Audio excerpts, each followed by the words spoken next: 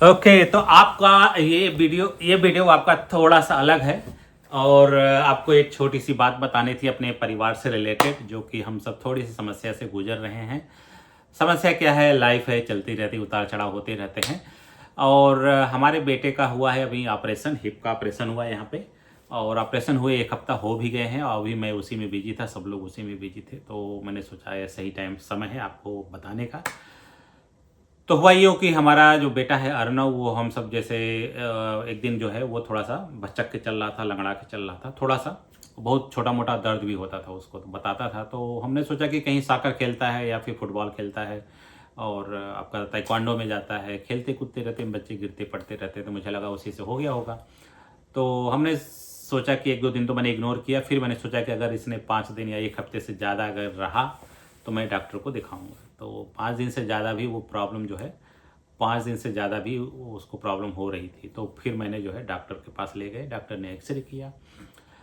X ray करने के बाद वो रिपोर्ट तुरंत नहीं बताते हैं वो, क्योंकि अगर सही रहता है तो तुरंत बता देते हैं, सही नहीं रहता है तो रिव्यू के लिए 1 हफ्ता रोक लेते हैं, ताकि बड़का डॉक्टर को दिखाएंगे तब बताएंगे। ठीक है, तो बड़का लाख डॉक्टर के पास गया था हमारा रिव्यू के लिए, तभी मुझे लग रहा था कुछ गड़बड़ है क्या। तो वहाँ से ईमेल आया कि आपके बच्चे का जो एक्सरे है वो नॉर्मल नहीं है। ठीक है, तो हम सबको थोड़ा सा कंसर्न हो गया, अब क्या करें, अब क्या हुआ, कैसे हुआ। तो दोबारा अपॉइंटमेंट मिला डॉक्टर के साथ, उन्होंने बताया कि बच्चे को एक प्रॉब्लम है, और उस प्रॉब्लम में ये सही है समझाने के लिए। ठीक है, तो जैसे कि मान लो कि आपका ये फीमर है यहाँ वाला, और ये आपका जो है ये हिप बोन है, यहाँ का ये हिप बोन है, और बीच में आप देख सकते हैं ये जो है बॉल है, बॉल सॉकेट में परफेक्टली सेट है। बहुत बढ़िया एग्जांपल है समझाने के लिए।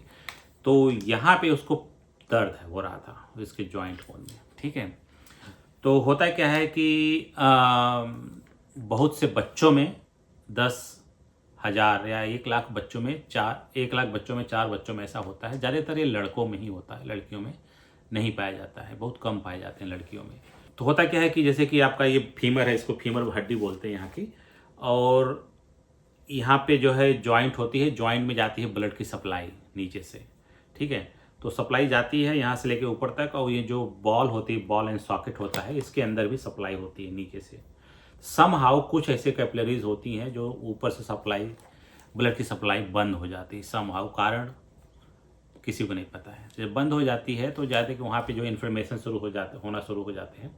बच्चे जब पैदा होते हैं ज़्यादातर ये जो है कार्टिलेज के बने होते हैं। कार्टिलेज मतलब जैसे आपके कान है, ये हड्डी बहुत लचीली होती है, तो इसको कार्टिलेज बोलते हैं। और दूसरा चीज़ होता है हड्डी, जिसको हड्डी बोलते हैं, बोन बोलते हैं। तो यही कार्टिलेज आगे चल के जो है, अब कार्टिलेज जो है बोन में कन्वर्ट हो जाता है, तो इसे ये फीमर और आपका ये हड्डी बन जाता है। ठीक है, तो जब सप्लाई नहीं जाएगी तो आपका जो हड्डी जो है फिर से जो है नरम हो जाएगी, कार्टिलेज में कन्वर्ट होती जाएगी। तो जब कार्टिलेज में कन्वर्ट हो जाएगी तो इसी टाइप का दर्द होना शुरू हो जाएगा, जैसा कि मेरे बेटे के साथ हो रहा था। और इस प्रकार की बीमारी को बोलते हैं परथिस डिजीज। परथिस डिजीज, इसके पहले मैंने कभी नाम भी नहीं सुना था, तो मैंने गूगल किया तो पता किया ये सब होता है। तो ये जो ब्लड सर्कुलेशन नीचे जो बंद होता है, वो जो है कई स्टेप में होते हैं, स्टेज 1, स्टेज 2, स्टेज 3, स्टेज 4। तो हमारा जो अर्नो को जो हुआ था स्टेज 1 का था, तो जो शुरू में ही अगर आप उसको इलाज कर लेते हैं स्टेज 1 में तो बहुत अच्छा उसका इलाज हो जाता है। स्टेज 2 में क्या होता है कि जब आपका यहाँ पे जो कार्टिलेज जो नए बनते जाते हैं, जो कि हमारी बॉडी चाहती है कि पुराने वाले को हटाओ, तो यहाँ से यहाँ के जो पुराने वाले हड्डियाँ जहाँ पे ब्लड सर्कुलेशन नहीं होता है, वहाँ पे उनको वो वहाँ पे सड़ना शुरू हो जाते हैं, उसको ठेल ठेल के वहाँ से हटाते जाते हैं, नए कार्टिलेज बनते रहते हैं। तो ये स्टेज 2 हो जाता है। उसी तरह से एक समय ऐसा आता है कि ढेर सारे यहाँ पे इकट्ठा हो जाते हैं, और आपका पैर का जो है जो फिटिंग है वो तो बाहर ही निकल जाता है सॉकेट से। ठीक है, तो उसको स्टेज 3, स्टेज 4 होता है। तो अर्नो का स्टेज 1 था जब हमने डिटेक्ट किया इस चीज़ को, तो परथिस डिजीज बोलते हैं इसको। तो होता क्या है कि जब आपका सॉकेट में इस तरह से सेट हुआ, और जिसको परथिस डिजीज होता है वो थोड़ा सा सॉकेट से इस तरह से बाहर आ जाता है, थोड़ा सा। ठीक है, जब बाहर आ जाता है तो जितनी बार आप चलोगे वो अंदर अंदर इस तरह से होता रहता है, जिस वजह से आपको पेन होता है और आप थोड़ा सा लंगड़ा के चलना शुरू कर देते हैं। इंडिया में भी मैंने केसेस स्टडी बहुत किए हैं। जब से मुझे मेरे बेटे के साथ ऐसा हुआ, गूगल के आधार पर मैंने सर्च किया, यूट्यूब पे सर्च किया कि इंडिया में भी ऐसे बहुत केसेस हैं बच्चों में। और मैं आपको सलाह दूंगा, अगर आपका बच्चा लंगड़ा के चल रहा है या भचक के चल रहा है तो आप उसको हल्के में ना लें। और ये सब बच्चे ज़्यादातर बच्चों में ही होते हैं और 10 साल के अंदर ही होते हैं। 6 साल के पहले ज़्यादा होते हैं और 6 से 10 साल के बाद थोड़ा सा कम पाए जाते हैं। लेकिन अगर बच्चों में हो रहा है तो आप उसको हल्के में ना लें, डॉक्टर के पास दिखाएं। वो बहुत ईजी प्रोसेस है, एक्सरे करते हैं, एक्सरे में आपका रिपोर्ट आ जाता है। एक्सरे में बहुत ईजिली देखा जा सकता है परथीज डिजीज़ को, ठीक है। तो उसके पहले तो डॉक्टर ने बोला कि आपके पास 2 ऑप्शन है परथीज डिजीज़ के। देखो 2 ऑप्शन होते हैं इलाज करने के, एक होता है नॉन सर्जरी, एक होता है सर्जरी। तो नॉन सर्जरी में क्या होता है कि जैसा कि मैंने आपको बताया कि ये वाला जो लेग है आपका सॉकेट, वो थोड़ा सा बाहर हो जाता है। ऐसे में खड़े रहेंगे तो इसमें थोड़ा सा इस तरह से बाहर निकला रहता है। तो जब आप पैर को ऐसे करते हो तो वो सॉकेट में चला जाता है, ठीक है। तो नॉन सर्जरी कराना है तो डॉक्टर क्या करता है, पैर को इस तरह से खोल के और यहाँ पे बांध देते हैं मेटल्स, और इस तरह से पैर खोल के आपको आपका बच्चा जो है 6 महीना साल तक इस तरह से ऐसे बैठा रहेगा, ठीक है। और जो कि बहुत ही डिफ़िकल्ट है, मेंटली बहुत टार्चर है बच्चों में अनफॉर्चुनेटली। और कुछ बच्चों में तो ऐसा होता है कि यहाँ पे एक प्लास्टर बांध देते हैं, कास्ट जो होता है, कास्ट प्लस मेटल तो लगा के, तो ताकि पैर मूव करे ही ना। तो जब पैर आप खोल करके इस तरह से रहोगे 6 महीना 1 साल तक, तो आपकी जो हड्डी है, जो सॉकेट है, वो सॉकेट के अंदर रहता है। अगर ऐसे करोगे तो सॉकेट से बाहर रहता है, ऐसे करोगे तो सॉकेट के अंदर रहता है। तो इस तरह से करके 6 महीना 1 साल तक छोड़ देते हैं। उसके बाद भी कोई गारंटी नहीं है कि वो सही होगा भी कि नहीं ऐसा करने के बाद। तो पहले ऐसा होता था जब सर्जरी नहीं थी। पहले लोग, आपने देखा होगा वीडियो में या फिर न्यूज़ों में, ऐसा बहुत बच्चों में ऐसा केसेस पाए जाते हैं। और छोटे बच्चों में नॉन सर्जिकल वे से जाना थोड़ा इजी इसलिए रहता है क्योंकि बच्चे छोटे रहते हैं, मम्मी पापा ख्याल वैसे भी रखते हैं, तो हो जाता है मैंने 6 महीना बीत जाता है। लेकिन अगर आपका बच्चा 6 साल या 7 साल से बड़ा है, हमारा 8 साल का है, तो उसको इस तरह से बांध के घर में रखना मेंटली टार्चर है। तो इसलिए हमारे पास ऑप्शन था सर्जरी के अलावा, कोई दूसरा ऑप्शन नहीं था। तो हमने सर्जरी कराया। तो सर्जरी के लिए डॉक्टर ने क्या किया कि जैसे कि ये थोड़ा सा बाहर निकला हुआ है इस तरह से पैर, ठीक है। तो इसको जो है हड्डी को काटे हैं पूरा यहाँ से, ठीक है। एक थोड़ा सा चिप्स यहाँ से पीस बाहर निकाले हैं। निकालने के बाद पैर हड्डी को इस तरह से सेट करके और फिर यहाँ पे इन्हें राड लगा दिया है, ठीक है, मेटल का राड। और इसको करने के बाद अब उस बॉल को सॉकेट में चला गया है ऐसा सर्जरी करने से। और उसके बाद सर्जरी हुआ। सर्जरी में जो है दूसरे दिन ही बोल दिया था जाओ घर जा सकते हैं आप, लेकिन हमने 1 दिन और रह लिए थे, तो तीसरे दिन हम आ गए थे घर। आज 11वां 12वां दिन है, 1 हफ्ता से ज़्यादा हो गए शायद। पूरा प्रोसेस ये है कि सर्जरी के पहले आपको क्या करना होता है, फिजिकल थेरेपी करने होते हैं। फिजिकल थेरेपी देखिए 2 प्रकार के होते हैं। आपके पैर का स्ट्रेंथनिंग, मतलब कितना ताकत है आपके पैर में, उसको सही करना, जैसे कितना देर तक उठा सकते हैं, कितना देर तक होल्ड कर सकते हैं, वगैरह वगैरह, इसको बोलते हैं ताकत, पैर में कितना आपका स्ट्रेंथ है। दूसरा होता है आपका रेंज। रेंज का मतलब होता है कि आपका पैर कितना देर तक दाएँ ऊपर कर सकते हैं, समझ रहे हो, नचा सकते हैं इस तरह से, तो इसको बोलते हैं रेंज।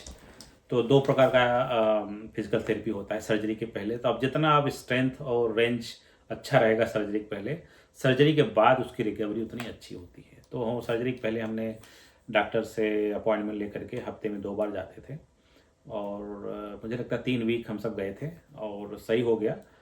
और जब तक आपका रेंज और स्ट्रेंथ सही नहीं होगा सर्जरी करते भी नहीं हैं, ठीक है। तो ये सब हो गया। और सर्जरी के दिन हम सब लेके गए थे, तो बच्चों को एनेस्थीसिया दिया जाता है। एनेस्थीसिया में यहाँ पे बैक बोन के माध्यम से, यहाँ से नर्वस सिस्टम होता है ना आपका यहाँ पे, वहाँ से बच्चों को बेहोश करते हैं। और उन्हें जो है स्किन काट के, बोन वो मसल्स काट के, फिर बोन को काट करके, फिर राड को लगा करके बंद करके होता है। और उसके बाद जो है उन्होंने सीचर लगाया था। सीचर मतलब टाँका में उन्होंने जो धागे लगाए थे, वो धागे डिज़ॉल्वेबल होते हैं, जो सर्जरी के 1 हफ्ते 10 दिन बाद वो अपने आप डिज़ॉल्व हो जाते हैं, अपने आप गिर भी जाते हैं। और कोई पट्टी नहीं लगाया था उन्होंने इस तरह से, मतलब एक सीचर लगाने के बाद, टाँका लगाने के बाद ऊपर से उन्होंने एक टेप चिपका दिया था, ठीक है। और उसके ऊपर एक दूसरा उन्होंने बैंडेज लगा रखा था ताकि टच वच ना हो, गिरे उरे ना, वगैरह वगैरह। ऐसा करने के बाद उन्होंने बच्चे को हम सब घर लेके आए। घर लेने के बाद ध्यान देना होता है कि एक्सरसाइज करते रहना चाहिए आपको जितना आप कर सकते हो। लेकिन जो सबसे बड़ी समस्या होती है सर्जरी के बाद, चाहे किसी भी प्रकार का सर्जरी हो, उसको बोलते हैं पेन, यानी दर्द। दर्द बहुत होता है। तो दर्द में क्या होता है कि हर आपको हॉस्पिटल में था तो उसको हर 2-2 घंटे पे, 1-1 घंटे पे जब दर्द होता था उसको बराबर दवाई दिया जाता था। तो दवाइयों में तो आपका एक टाइनेलॉन होता है, यहाँ पे आपके यहाँ भी होता है, इंडिया में भी होता है, और एक आइब्रूफेन होता है। तो बहुत रेगुलर सी दवाई हैं जो हर जगह मिल जाती हैं। इसके अलावा जो है कोडेन होता है एक, जो एक तरह से मार्फिन से बना होता है, वो दवाई होती है। और एक दवाई होती है आपके मसल्स को, जैसे आप स्टिक करके से पकड़ के रखे हैं तो ऐसे करते करते करते दर्द होने लगता है, तो दवाई दे देंगे तो ऐसे रिलैक्स हो जाएगा। तो रिलैक्स में जो है दर्द नहीं होता है। तो वो एक दवाई थी।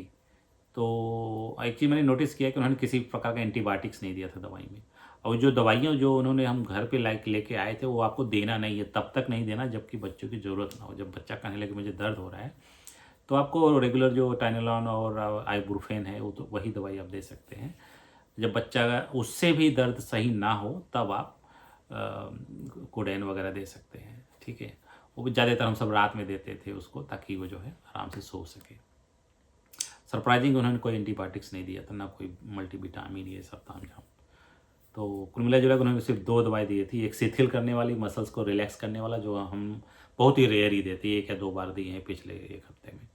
और कोडेन जो है हम सब लगभग डेली देते हैं शाम को। और आज के डेट में ऐसा है कि पेन भी लगभग कम हो गए हैं। दिन में मुझे लगता है कभी कभी दवाई मांगता भी नहीं वो।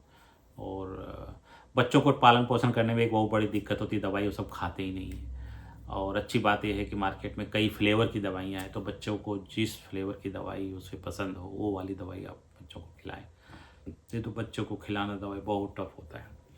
तो लकीली उसको अंगूर का टेस्ट और स्ट्रॉबेरी का टेस्ट पसंद है, तो उसका मैंने दवाई लाए थे तो उसको खा लिया था। और जो कोडेन है वो टैबलेट फॉर्म है, तो टैबलेट को हमने जो है एप्पल सॉस में मिला करके चम्मच में खिलाते हैं, तो वो खा लेता है, तो कोई दिक्कत नहीं है। तो यही बताना था आपको। कुल मिला जुला के बहुत अभी अब जाके सेटल हुआ है। और अगले वीडियो में हम आपको दिखाएंगे कि उससे संबंधित जो भी हमको ऑपरेटर्स मिले हैं हॉस्पिटल से, जैसे खमाची हो गया और वॉकिंग वो व्हील चेयर हो गया, और बाथरूम जाने का जो एक चेयर होता है वो भी मिला है। कुल मिला जुला के यही आपको बताना था। अगर आपके बच्चों में कभी ऐसा नोटिस करें जो बच्चा पर लिम्प होके चल रहा है, लंगड़ा के चल रहा है, भचक के चल रहा है, थोड़ा सा एक चीज़ और मैं बता दूं, इसमें ज़्यादा दर्द नहीं होता है, छोटा थोड़ा दर्द होगा, बच्चा आपको ज़्यादा हो सकता है बताए भी ना, तो इसलिए जो है आप उसको हल्के में ना लें। तो ऐसा कभी होता है तो आप एक्सरे करा करके इसका इलाज करा सकते हैं। धन्यवाद।